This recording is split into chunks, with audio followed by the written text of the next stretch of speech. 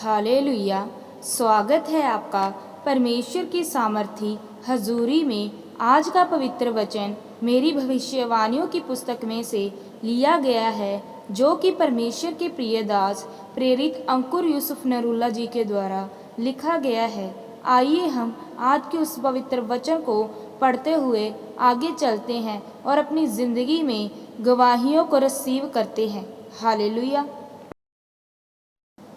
यहोवा का तेज, भजन संहिता 3 अध्याय उसकी 3 आयत में लिखा है, परंतु हे यहोवा, तू तो मेरे चारों ओर मेरी ढाल है, तू मेरी महिमा और मेरे मस्तक का ऊंचा करने वाला है।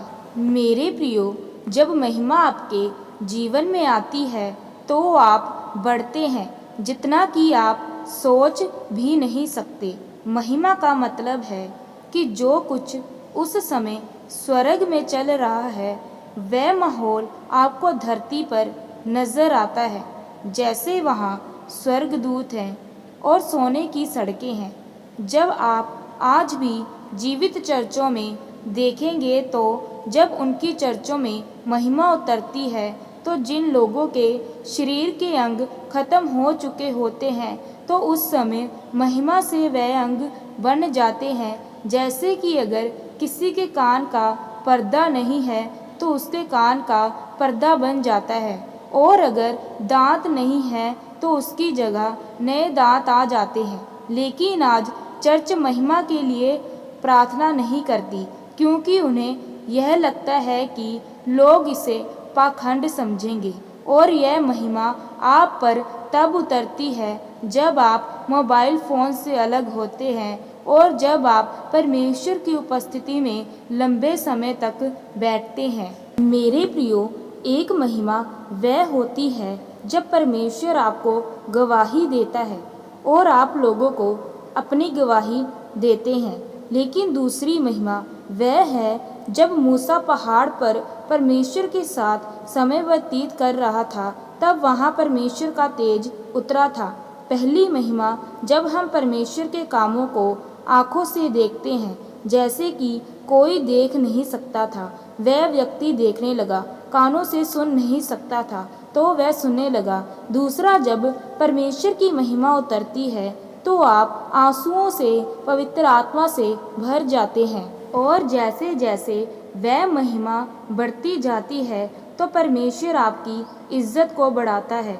यशाया 60 उसके 1 आयत में लिखा है कि उठ प्रकाशमान हो, क्योंकि तेरा प्रकाश आ गया है और यहोवा का तेज तेरे ऊपर उदय हुआ है। याद रखें, जब यहोवा का तेज आपके ऊपर आता है तो आप चमकते हैं, प्रकाशमान होते हैं।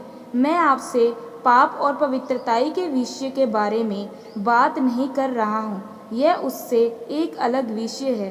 एक व्यक्ति पाप से आज़ाद हो सकता है, लेकिन हो सकता है कि वह महिमामय उपस्थिति में न रहता हो। आज पास्टर और विश्वासियों के मसीही जीवन में बहुत कम गिनती है कि वे इस उपस्थिति का कम अनुभव करते हैं, क्योंकि शैतान यह नहीं चाहता है कि आप पर परमेश्वर की उपस्थिति हो, क्योंकि वह खुद पर भी उपस्थिति में रहता था। इसीलिए मेरे प्रियो, अगर आपको यहोवा का तेज पाना है तो आपको महिमा के नीचे रहना होगा। अगर आप पास्टर हैं, व्यापारी हैं या फिर सेवादार हैं तो आपको महिमा के नीचे रहकर काम करना होगा।